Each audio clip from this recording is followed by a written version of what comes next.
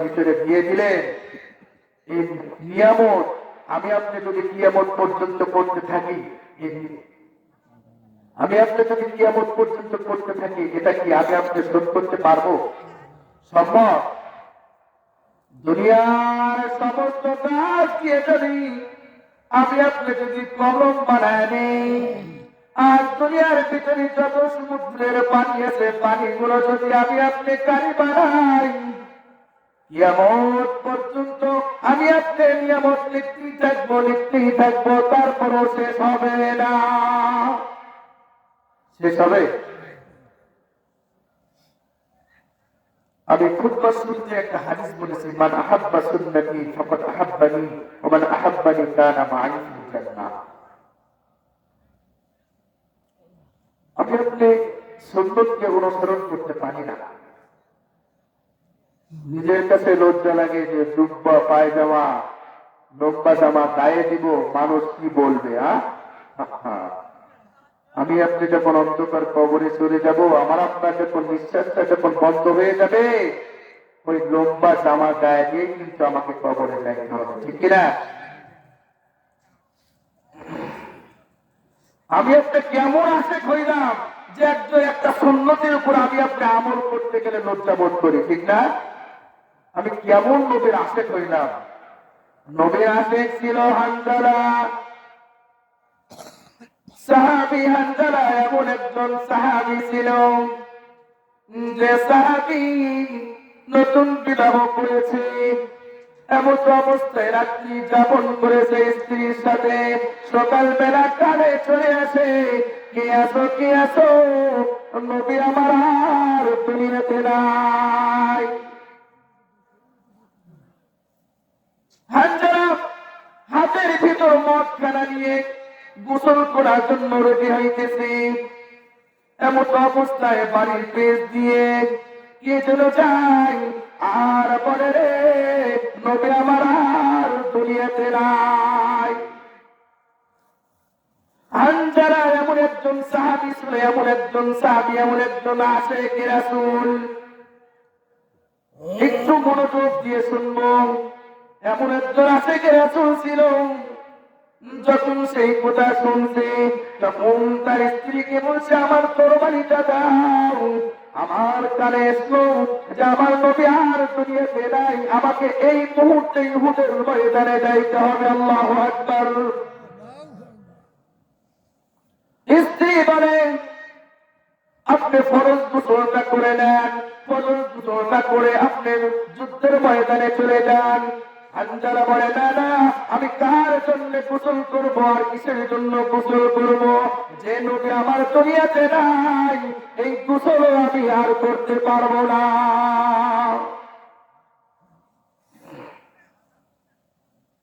এই কথা বলে যখন হানজালা যখন যুদ্ধের ময়দানে চলে যায়, যুদ্ধ করতেছে, তুমুল আকারে যুদ্ধ করতেছে, শত্রুকে একে একে কতল করতেছে, শত্রুকে আঘাত করতেছে। এমন অবস্থায় শেষের দিকে যখন চলে যাবে, শেষের দিকে যখন চলে আসে, হানজালা শহীদ হয়ে যায়, যুদ্ধের ময়দানে শহীদ হয়ে যায়। যুদ্ধ যখন শেষ হয়ে যায়, এমন অবস্থায় আল্লাহ নবী বলেন, সাহাবীদেরকে বলেন, দেখো দেখো কতগুলো আমার সাহাবী শহীদ হয়েছে। প্রত্যেকটা সাহাবীকে খুঁজে খুঁজে তাদেরকে উহুদের ময়দানে দাফন করা হয়েছে।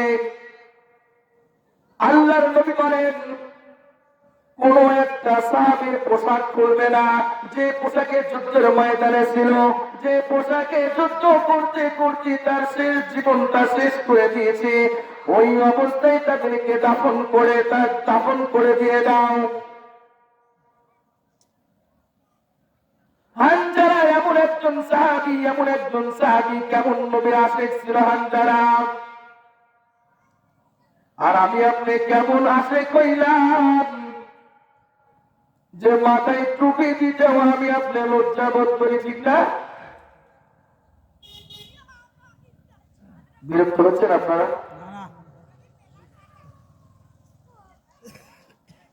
আল্লাহর নবী বললেন যে দেখো কতগুলো সাহাবী আমার শহীদ হয়েছে। প্রত্যেকটা সাহাবীকে খুঁজে খুঁজে যখন নিয়ে আসা হলো, ইতিমধ্যেই তার স্ত্রী ঘোমটা দিয়ে বোরখা পরে আল্লাহ নবীর কাছে চলে আসলেন যে নবী গো, আপনার এমন একজন সাহাবী, এমন একজন আশিকে রাসূল যার উপরে ফরজ গোসল হয়েছিল, গোসল না করেই সে যুদ্ধের ময়দানে চলে আসছে, আপনি ওকে গোসল না করে তাকে দাফন কাফন করবেন না। আল্লাহু আকবার বলবেন না? যখন এই কথা আল্লাহ নবীর কাছে বলা হলো যে নবী গো, আমার স্বামী গোসল না করে যুদ্ধের ময়দানে চলে এসেছে, তাকে গোসল না করে আপনি তাকে দাফন কাফন করিলেন না। এই কথা যখন নবীর কান পর্যন্ত চলে আসলো, নবী আর সহ্য করতে পারলো না। নবী আমার দুই চোখের পানি ছোট বাচ্চার মতো পড়তেছে, ছোট বাচ্চার মতো ফোপায়া ফোপায়া কান্দে। আর নবী আমার বলে, কেমন আসে রে হানজালা, কেমন আসে রে? সাহাবীদেরকে বলা হলো, যাও যাও দেখো আমার হানজালা কোথায় পড়ে আছে। হানজালাকে পুরো মাঠ খোঁজা হয়, শত্রুদের যেগুলো আক্রমণের জায়গা ত্যাগ করা ছিল, যেগুলো বোকরা ছিল, ওর ভিতরে খুঁজে তারপর হানজালাকে খুঁজে পাওয়া যায় না। পুরো উহুদের ময়দান খুঁজে পাওয়া যায় না।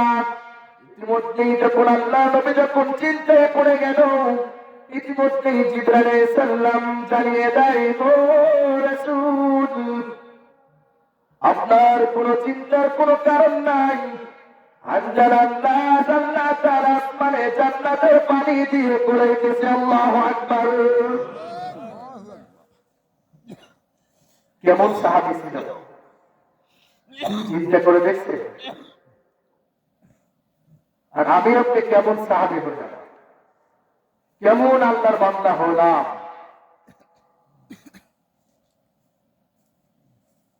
তখন আল্লাহ নবী প্রত্যেকটা সাহাবীদেরকে বলে দিল, ও সাহাবীরা, তোমরা শুনে নাও, জেনে নাও, আমার হানজালাকে আল্লাহ তাআলা হানজালার উপরে এত খুশি হইয়া গেছে, এত খুশি হইয়া গেছে যে আল্লাহ তাআলা ফেরেশতাদের দিয়ে তার জান্নাতের পানি দিয়ে গোসল করাইতেছে। কিছুক্ষণ পর হানজালার লাশ একজন সাহাবী আবার যখন খুঁজতে গেছে, খুঁজতে খুঁজতে দেখে হানজালার লাশ চুল দিয়ে দাড়ি বেয়ে বেয়ে পানি পড়তেছে, জান্নাতের পানি। আল্লাহু আকবার। এটা হলো মদন নবীর মহব্বত। শুধু তাই নয়, তাই নয়,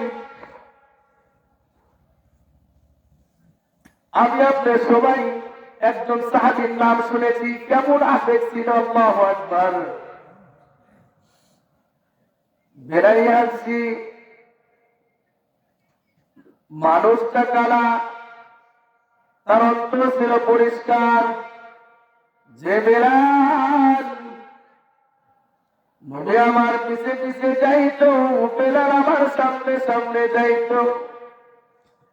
এই বেলালকে দিনের জন্য কত কষ্ট করেছে উমাইয়া, এত কষ্ট দিয়েছে, গাছের সাথে বেঁধে তাকে কষ্ট দিয়েছে, চাবুকের আঘাতে আঘাতে তাকে রক্ত জর্জরিত করে দিয়েছে। তারপরও বেলাল ছাড়েনি। আহাত আহাত।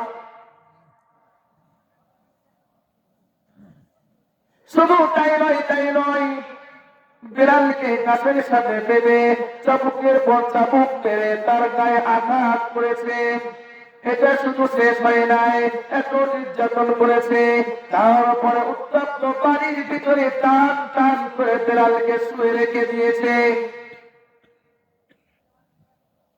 যাদের নদী এলাকায় বাড়ি, দেখবে চৈত্র মাসে যখন রোদ উঠে, খালি পায়ে বাড়ির উপর হাঁটা যায়, পা খালি ফুটতে থাকে।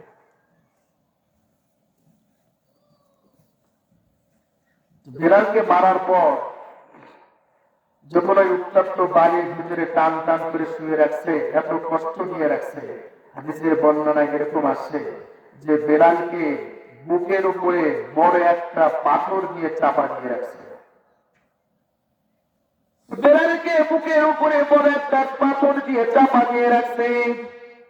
তারপরে বেলালকে বলছে, এ বেলাল, তুই কি ইসলাম ছাড়বি? বেলাল বলে, রে ও আবু জেহেল, ও হুমাইয়া, তোমরা কতটুকু করতে পারবে? আমি বেলালকে হয়তো মেরে ফেলবে, আমার কোন আফসোস থাকবে না, আমি তারপরও কালেমা ছাড়তে পারবো না। আবু জেহেলের পরামর্শে উমাইয়া যখন বারবার যখন নির্যাতন করতে থাকে, এমন অবস্থায় আবু বকর পাশ দিয়ে যায় আর দেখে কোনো কাজ করতে পারবে না, শুধু আফসোস। কেন? ওই সময় মানুষকে বেচা কেনা হতো গোলাম হিসেবে। কি হিসেবে? গোলাম হিসেবে। উমাইয়া তোকে কিনে নিয়েছে, কিন্তু আবু বকর দ্বিতীয় কোনো প্রতিবাদ করতে পারবে না, শুধু আফসোস, চোখের পানি ফালা ফালা যায় আর পিছনে খালি তাকায় আবু বকর। আবু বকর থেকে এসে সহ্য করতে পারে নাই, আল্লাহ নবীর কাছে যা বলে, ও নবী গো, বেলালি হাসি এমন একজন মানুষ উমাইয়াটাকে এত কষ্ট দিতেছে, আবু জেহেল এত কষ্ট দিতেছে, তারপরেও সে ইসলাম থেকে সে সরবে না। আল্লাহ নবী বললেন, আবু বকর যাও যাও যাও, উমাইয়ার কাছ থেকে ছিনিয়ে নিয়ে এসো, তাকে কিনে নিয়ে এসো, যাও। আবু বকর যাওয়ার পর বেলালি হাসিকে কিনে নিয়ে আসলো। কিনে নিয়ে আসার পর সবচাইতে শ্রেষ্ঠ মজ্জেল হিসেবে ঘোষণা করলেন কে? আল্লাহ। কে? সে যদি আযান না দিত তাহলে বেলা উঠত না, বেলা উঠত না। আল্লাহ তাআলার কাছে এত প্রিয় আযান ছিল, কিন্তু তার জিহ্বা ছোট হওয়ার কারণে সে কোরবানি করে আশহাদু বলতে পারত না। তারপরেও আল্লাহ তাআলার কাছে প্রিয় বান্দা হিসেবে ছিল, প্রিয়। কেন? আল্লাহ নবী যখন ইন্তিকাল করেন, ইন্তিকাল করার পর আবু বকরের কাছে বেলাল যা বলে, ও বকর, আমি আর মদিনায় থাকতে চাই না। আবু বকর বলে, কেন কেন বেলাল, তুমি আর মদিনায় থাকবে না কেন? তোমার কোনো অভাব? কি অভাব? কিসের অভাব? তোমার টাকা পয়সা লাগবে নাকি? তোমার খাবার লাগবে নাকি? বেলাল বলে, না না, আমার কোনো খাবার লাগবে না, আমার কোনো বস্ত্র লাগবে না, আমার কিচ্ছু লাগবে না। যে নবী আমার দুনিয়াতে নাই, যে নবী আমার মদিনাতে নাই, আমি বেলাল আর মদিনায় থাকতে চাই না।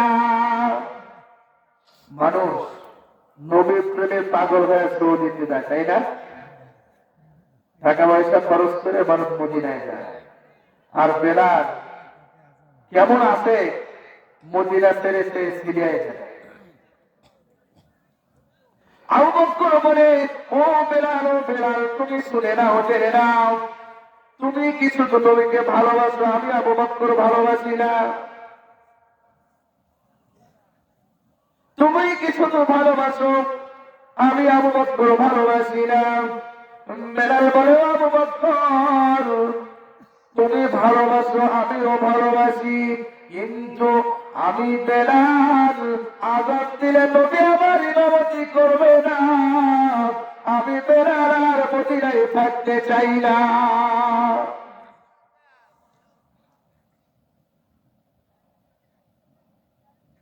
বেলালকে যখন বোঝানোর পরে, একটার পর একটা বোঝানোর পরে, তারপরও বেলাল যখন থাকবে না, তখন আবু বকর বলল, যাও যাও, তুমি মদিনা ছেড়ে তুমি সিরিয়ার বুকে চলে যাও। বাদান আমার একটু মনোযোগ দিয়ে অন্তরের কাজ দিয়ে শুনবেন, কেমন একজন সাহাবী ছিল, কেমন নবীর আশিক ছিল। বাদান একটু মনোযোগ লাগায় শোনেন, একটু অন্তর দিয়ে শোনেন। নবীর আশিক হইয়া যদি এক ফোঁটা চোখের পানি আমি আপনি বাড়াইতে পারি, কিয়ামতের দিন ওই চোখের পানির কারণে আল্লাহ তাআলা মাফ করে দিতে পারে কিনা?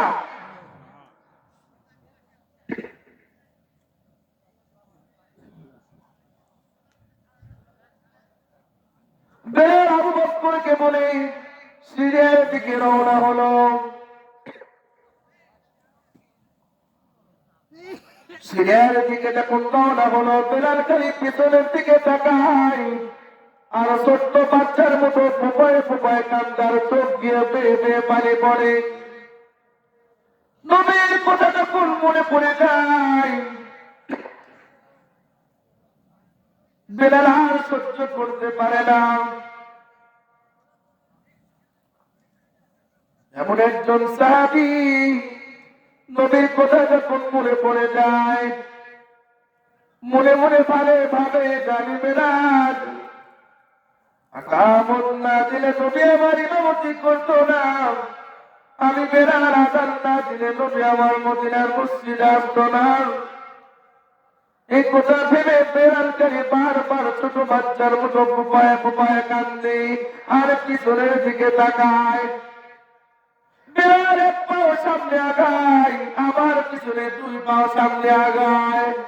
বেলাল আর মন চায় না যে মদিনায় থেকে চলিয়ে যায়, সিরিয়ার বুকে চলিয়ে যায়।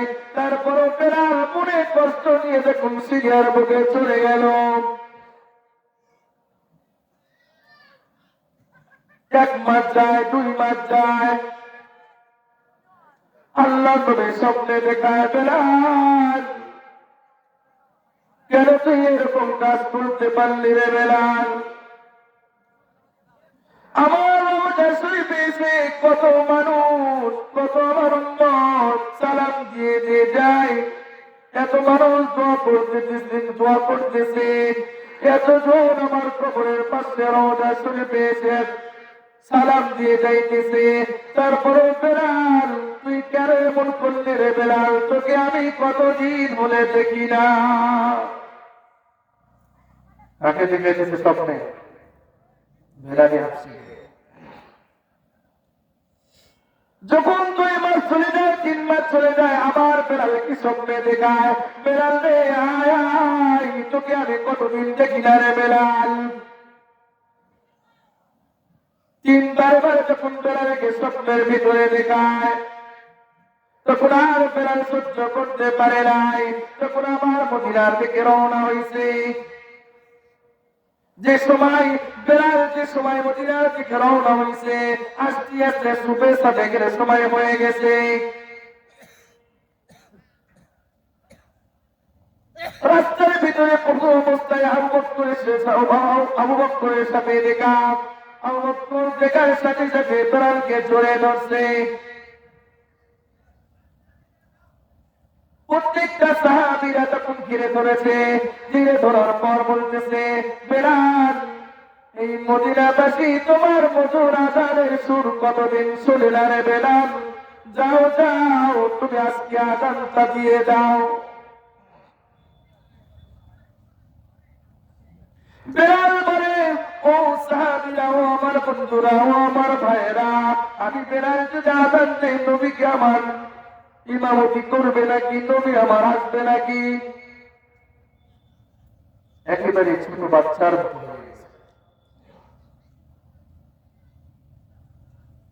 ছোট বাচ্চারা যেরকম না বোঝে কথা বলে না,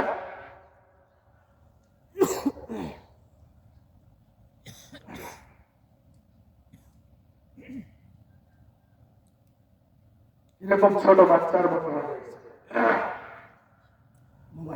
গেছে।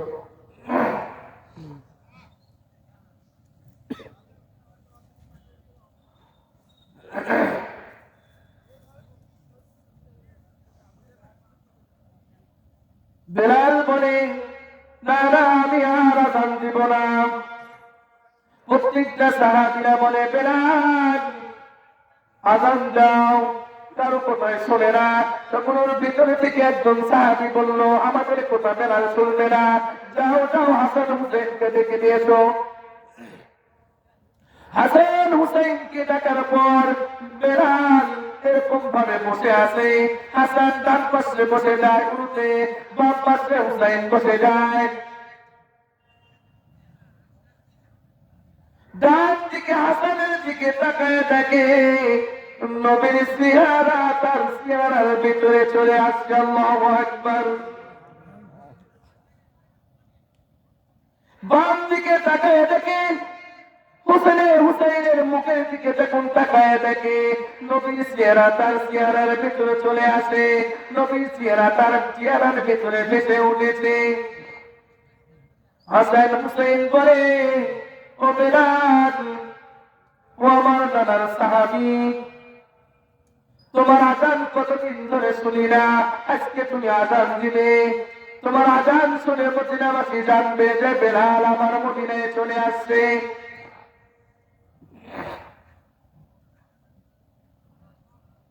বেলাল যখন আজান দেওয়া শুরু করেছে, আল্লাহু আকবার বলে যখন বেলাল আজান দেওয়া শুরু করেছে, ঘুমের ভেতর থেকে ছোট ছোট বাচ্চারা মাকে বলে, মা গো, বেলাল আজান দেয়, মনে হয় তুমি আবার ফিরে আসছে।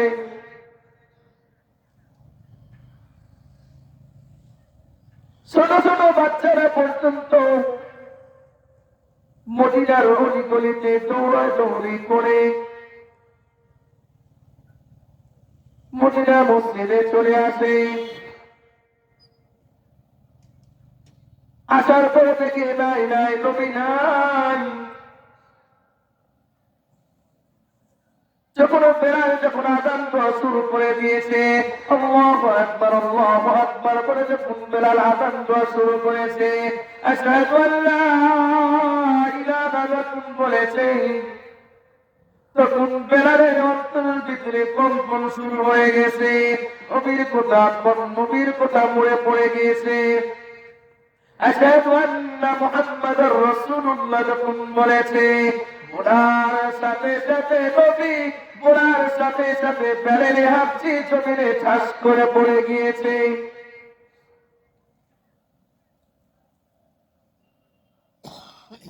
তখন বেলালকে বলা হলো যে, বেলাল তুমি কেন পড়ে গিয়েছিলে?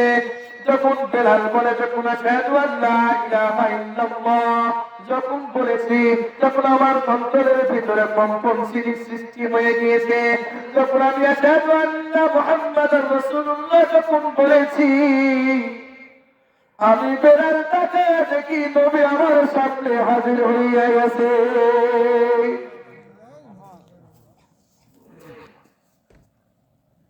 এটা ছিল নবীর মহত্ব।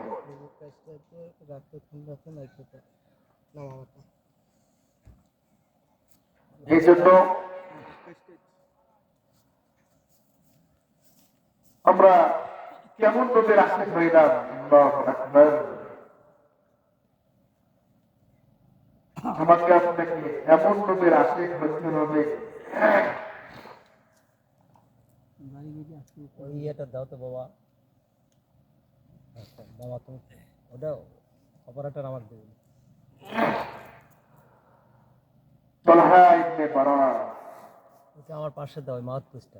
তলহা ইবনে বারা আল্লাহর নবীর দরবারে গিয়েছিলেন কিছু তরবিয়ত শোনার জন্য, কিছু নসিহত শোনার জন্য।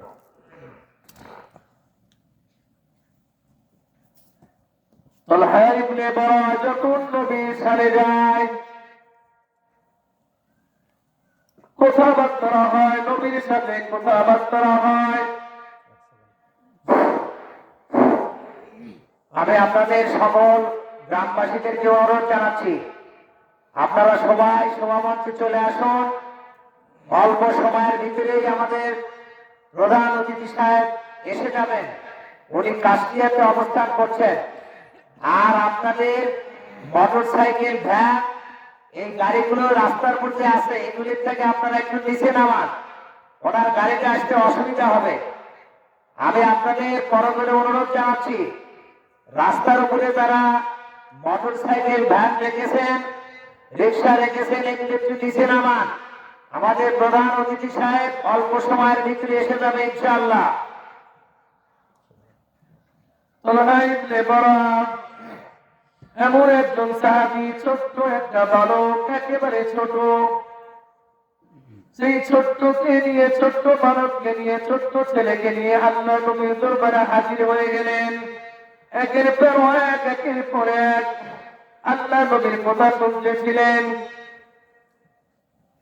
আল্লাহ নবী যখন কোথা সূরা শেষ হয়ে গেল তখন তলহাকে নিয়ে বড় তার বাবা তলহাকে নিয়ে যখন চলে যাইতেছিল তখন তার বাবাকে বলছে, বাবা তুমি তো অনেক নসিহত শুনেছো, নবীর কাছ থেকে অনেক হাদিস শুনেছো, আমি তলহা চাই, আমি তলহা চাই, আমিও নবীর কাছ থেকে কিছু ওসিয়ত কিছু নসিহত নিতে চাই।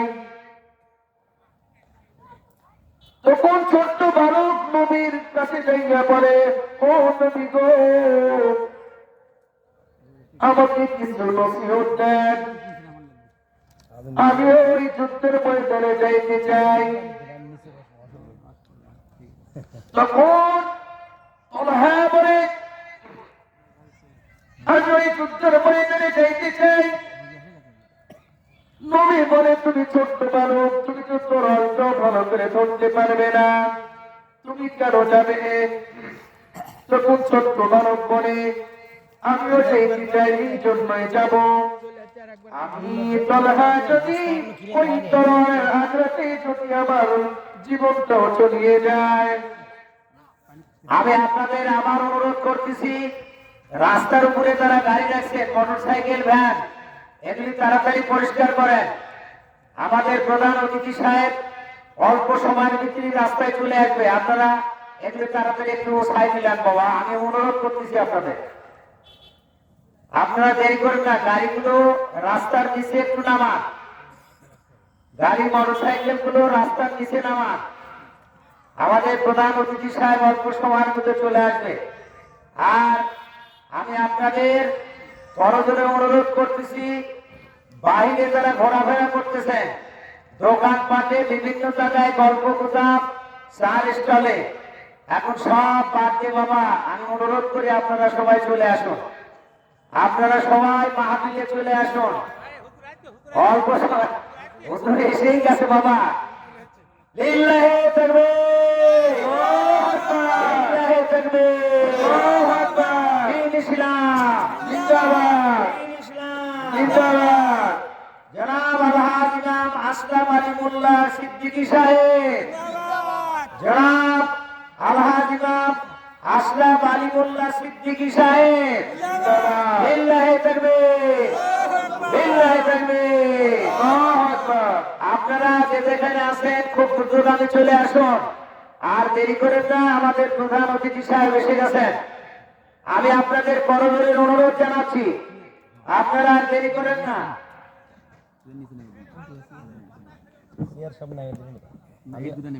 আমিও নিচে যাবো, আসি না না না, বসা যাবে না, আমি দেখবো। হ্যাঁ বাবা,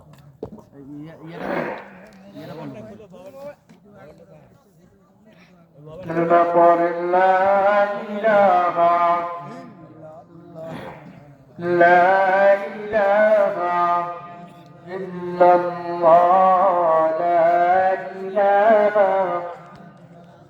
إلا الله।